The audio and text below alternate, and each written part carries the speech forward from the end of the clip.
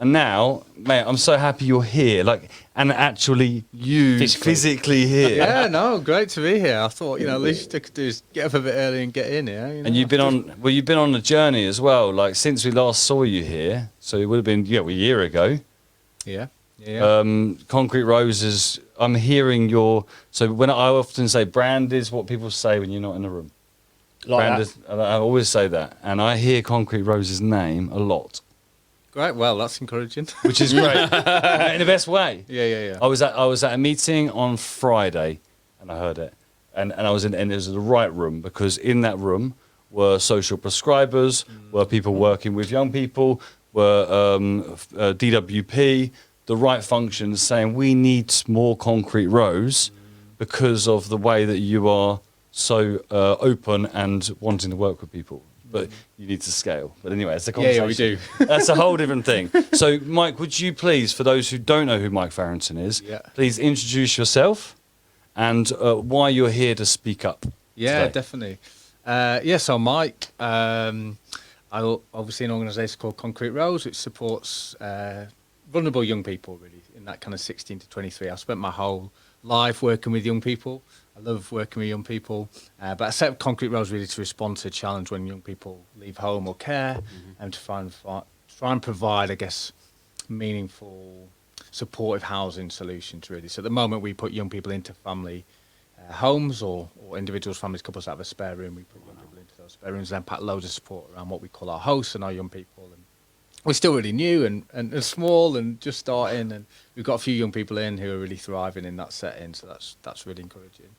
And in terms of why I'm here, I guess just wanting to support what a great cause, and we know it's with all of you, Alex, and what you do, what you bring, and I guess any way I could support that, both you as an individual, but also that broader cause of wanting to support mental health. Obviously, working with vulnerable young people for years, most young people that I work with have trauma histories, I guess, mental health is very much always at the forefront, and how can we create a healing, supportive environment is very much to the forefront of our thinking at Concrete Rose. But also, I guess, partly maybe what I was going to talk about today is in setting up on your own and kind of leading your own thing. That can be a lonely place at times.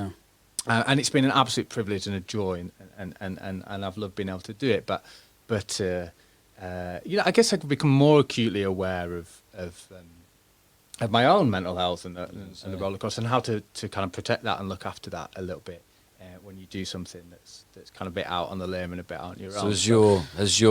So there's a theme running through today, and the theme so far is I try to get the threads. I've definitely got some of what Jamie's talking about, and I'm finding threads. Self-awareness. How has your self-awareness developed in the last year since you've really been pushing Concrete? Yeah, absolutely, and particularly in the last year, I think. And even more recently. And I think that's, it's been a number of things within that, in terms of doing your own thing, and obviously I've had the space maybe to read again, which has been really useful. But one thing I guess I particularly noticed recently is, I guess, how wired I am for achievement or achieving objectives or busyness. And my biggest struggle with Concrete Rose is when it's a little bit quieter, if you see what I mean. That's when my kind of identity struggles really come to the fore, I think. And that's something even more recently I've really tried to unpick a little bit more. Like, where do I get my sense of worth is probably the kind of key things. I mean, the big fears that come out for me are a fear of obscurity, to be honest, a fear of insignificance, a fear of failure. Those things, although they've probably always been there to a certain extent, have been masked, I think, until setting up Concrete Rose. I've really kind of noticed those fears a little bit more, and maybe that my sense of worth comes from what I do. But at the same point with you, in the industry that you're in, there's got to be the point where, just, I say it because I'm in that men's mental health group, where if I've helped one person, then I've done my job. And that's a bit different because obviously yours is a full-time job, you need to get paid, the whole money aspect from that side, you need to have a full-time career, of course. But you must have some amazing satisfaction for what because and also with you must have a strong mindset as well, because obviously you work with vulnerable children, and you said about their trauma, the amount of things that they must have gone through, and the different kind of things they've gone through as well. You know, it could be grief, it could be, sexual abuse. There's a lot of drugs, drink, alcohol. You must have seen so much. Yeah, absolutely, and you're right. In terms of, there's no better feeling than seeing young people kind of move on and progress and thrive and flourish. Absolutely, and that's such a satisfaction. And the thing is, the couple of young people we have in supported lodging placement at the moment, I think they are absolutely flying, and it's made a huge difference. But you're right. You've got to be careful. You've got to celebrate that, I think, and not always kind of. Is that where the gratitude comes in? So when you said you were reading more, are you writing? I'm not actually, but just reading. But I read a quote recently by Mother Teresa, actually, which says it's more important to be faithful than it is to be successful, and I found that really helpful. I like that, because what I realised was the vision I'm holding is to create homes for young people, which make a difference to their lives. And the young people we have in at the moment already, the number is really small, but it's making a big difference. Yeah, absolutely, yeah. And that's kind of being faithful to that vision. And if that's all that ever happens for Concrete Rose, it's been worth it. Absolutely. And it's not about, and not to just chase after success, or probably, lower down own kind of personal accomplishment or significance. That's not what it's about. So, you're having a conversation, and then what's interesting when I said about the brand thing and that you're being spoken about, I love that you've just said this, because the power of owning a CI and 3 CICs in a room, which is the future of business, by the way, community interest companies. The power of having a CIC and a business. And now being a social entrepreneur, as you might describe yourself in the future one day, when you share your vision and the stories and the impact of those individual cases happen, decisions are made somewhere else that could change everything. Yep. So, for instance, I'll show you an example. Prime example of why Concrete Rose should be backed and supported with government funding, quite frankly. We get a lot of young people referred to our Inspired to Ignite program. Yeah, of course.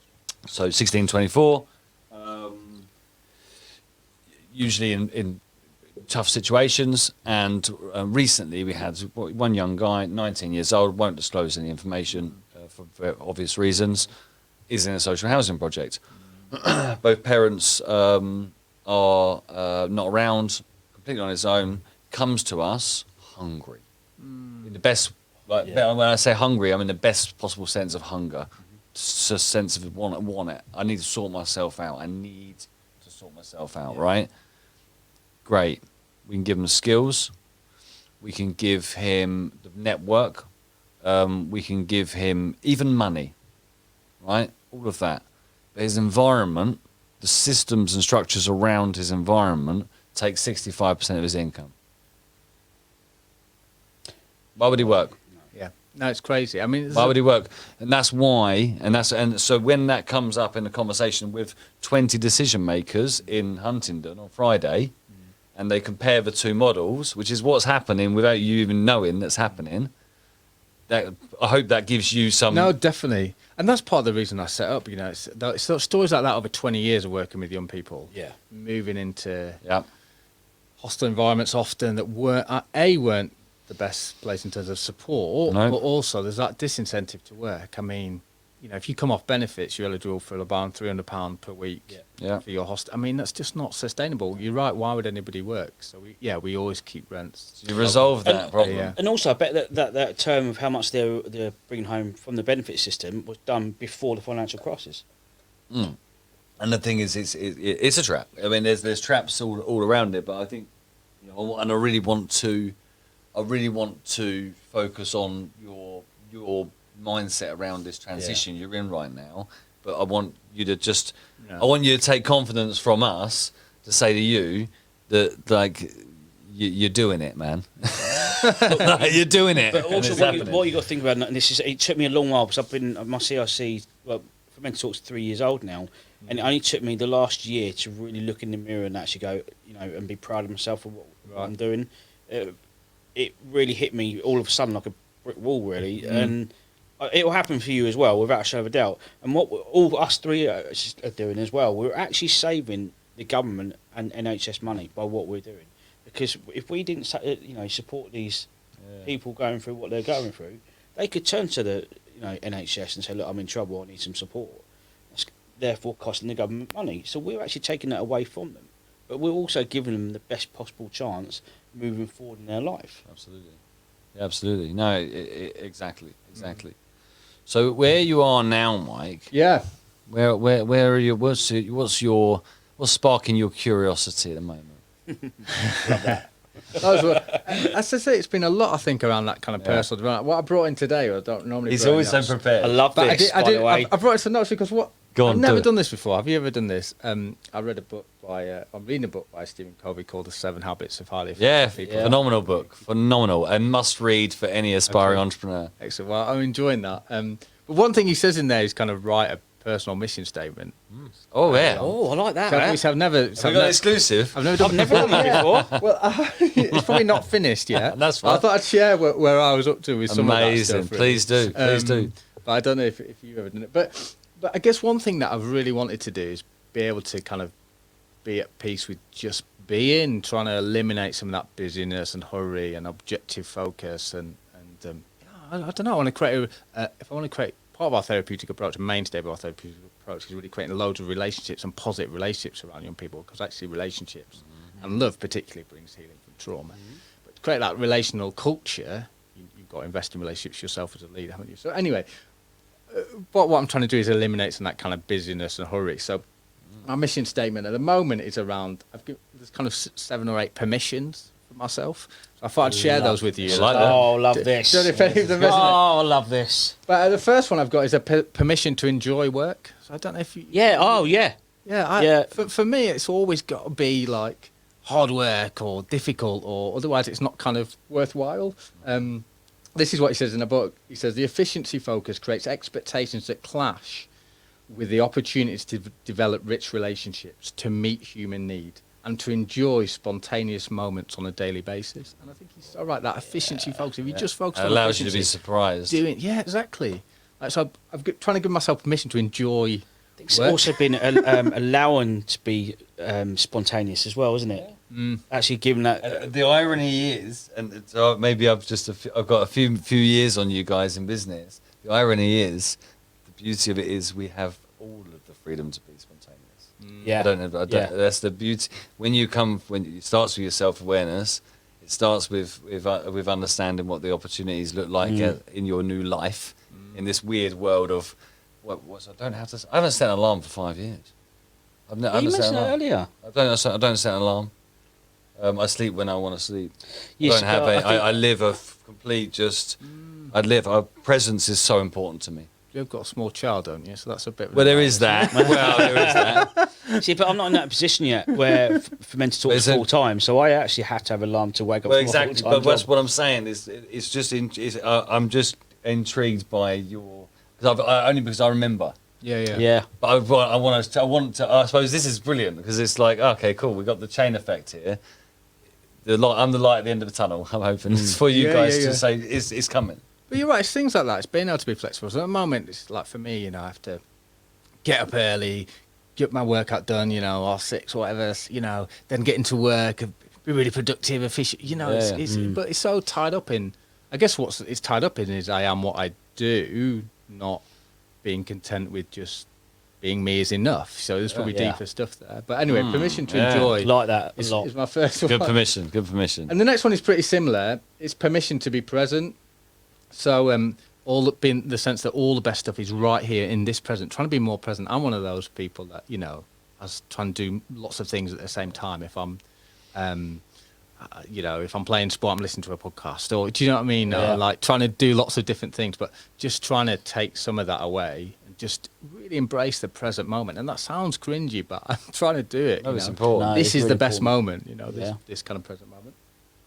Pause you comments wise. So Jamie, I promised I'd try and reference comments during these conversations. Jamie's just who was a previous guest. Great book.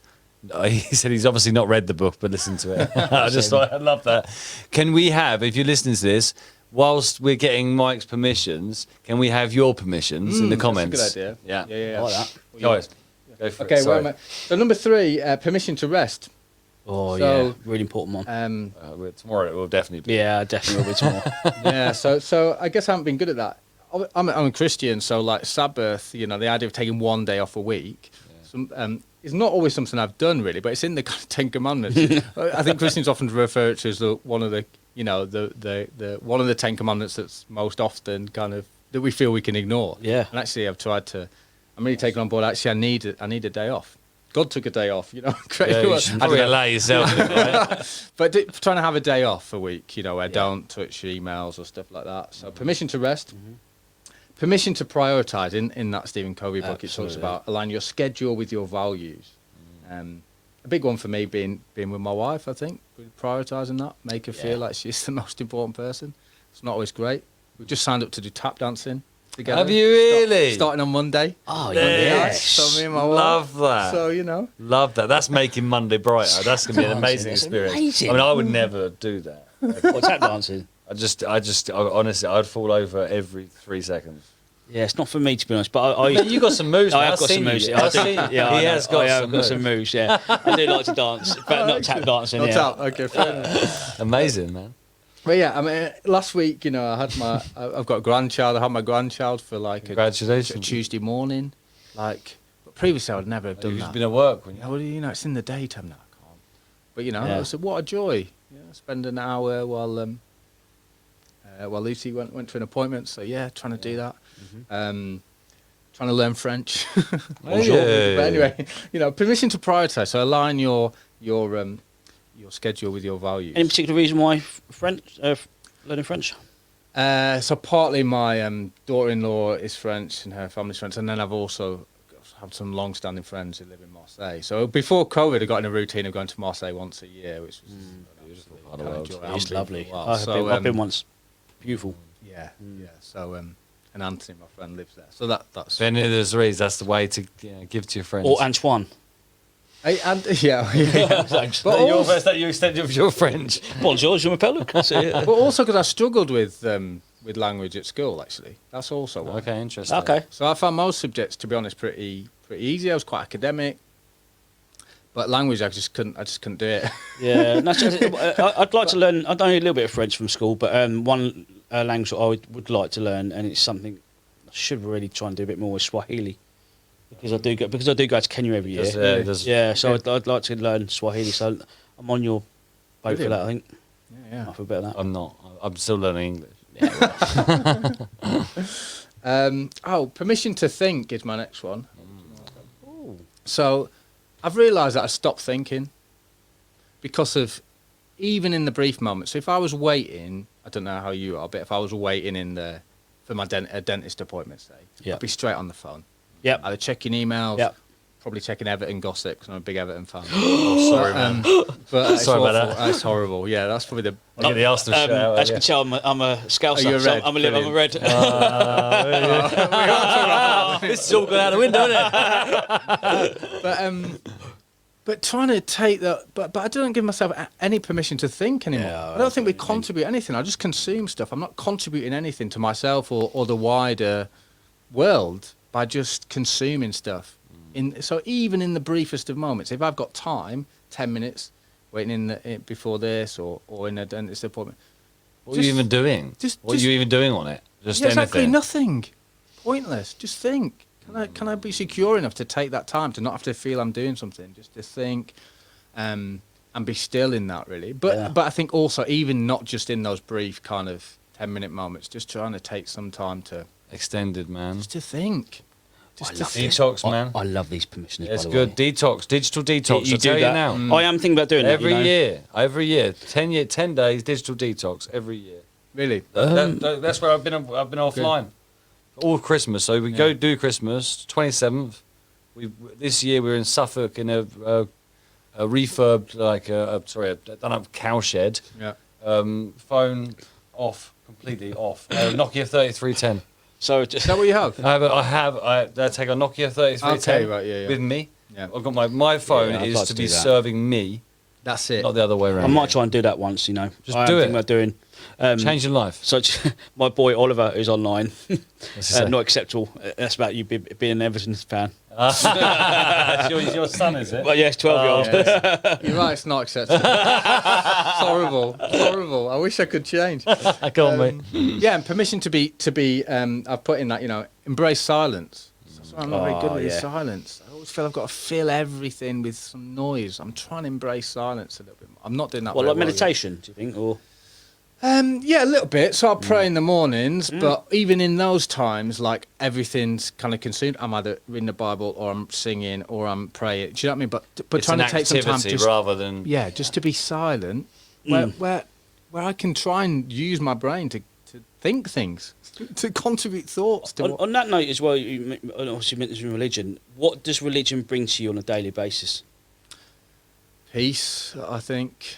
I don't know where I'd be without my faith. I mean, it changed my life when I was 19. But yeah, on a daily basis, I spend time, I'd say, with God, and that brings to me a kind of peace and a perspective, a new start, forgiveness if that's needed, but just a kind of sense of refocusing. But yeah, it's because there's a big rise, isn't there, in kind of mindfulness, and that's so positive, really. But there's a huge kind of Christian tradition of that as well. Oh, absolutely there is. And one of the reasons why I ask you that is because I find religion fascinating. I'm not a religious man, but I find religion fascinating because I love the idea of finding comfort when you need it from a higher power. If you're you're in turmoil or something, and you speak to that higher power and that seeks your comfort, I think that's an absolutely incredible thing. Yeah. So something we talked about earlier, and then again in the first guest, was the word spirituality. Yeah. So I think spirituality is a shared feeling, and actually it's about community, and that feeling of trust, regardless of beliefs. Yeah. There is a shared word, and that's spirituality, Yeah. and that's something that crosses all of that, I think.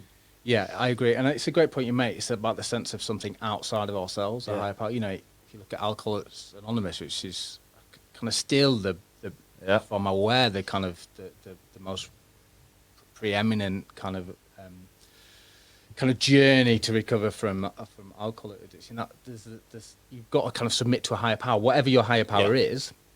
And that's Part of the journey, isn't it? Sense that it comes from outside yourself. Absolutely incredible. Which is, I think, Silence is key. allows that. And silence allows it. Silence, I'm not good with silence, but yeah, I'm trying. I've got permission to be silent. I mean, the next one is a permission to surrender. It's kind of another Christian theme. There's a kind of sense of let go and let God. But there's a prayer that I love, which I'm saying at the moment, which says, I release into your hands my need for control, my craving for status, my fear of obscurity. Eradicate the evil, purify the good, and establish your kingdom in me. But those three words, my need for control, my craving for status, and my fear of obscurity. Those are true for me. Those are true for me. And trying to get away from that and just be able to surrender that and say, it's not really about me. No. That's probably actually the biggest thing my faith brings me. It's not about me. It's just about kind of serving others in a way that helps them to feel loved. That's what I want my life to. If I'm honest, that's what I want my life to be about. Is helping others to feel loved. And through, I guess, from my faith perspective, I see that God channeling His love through me. But for anyone, however you interpret that, I just want others to feel loved. But you're definitely doing that in the work you're doing. Oh my word, are you? That's got to be my mission. Amazing. And the last one, I don't know. The last one is a permission to be ordinary. So I don't know. This is still something I'm not kind of still Taking a with. back step from. Because I think we're all extraordinary, actually. But Ronald Rolheiser said, when we are restful, when ordinary life is enough. We are restful when ordinary life is enough. Presence. So just trying to, and I think that ties into what you said earlier, Alex, about gratitude. Do you know what I mean? Just being so grateful. It's not about the next thing. Knowing where you've come from in your life, and we'll have to get you on for a deeper episode around some of that. But knowing that and relating to coming from places of trauma myself, when you have that level of perspective, I said that to you this morning. we were talking about resilience, and when you have a perspective around something like resilience or whatever is important to you in your life, then you can allow yourself, if you remind yourself of why you're grateful for that, to just be ordinary in the day, in that sense that you're talking about. Yeah, yeah. Mike, we've run out of time. All right, sorry. No, that's absolutely incredible. Seriously, It's just the same every time. Absolutely. But it's Mike. What I want to say to you, man, I'm super proud of. Like, I'm not as close to the journey as I wish I could be with everything else I've got going on. I've said that to a lot of people in the Shifties community because of the things that have happened in my life with baby and everything else, whatever else. But I feel privileged to have been at your launch, which was a wonderful day. And I want you to know that I see what's going on, and I think you're achieving just amazing things. Absolutely. And well, you know, we've got your back no matter what you need, always. You know that. Thanks. Appreciate you, man. Thanks for your Appreciate Thanks so you. much. Right, you got to sign your shirt, and we need a picture. We'll be back in 5 minutes, 3 minutes with the next guest. Get the short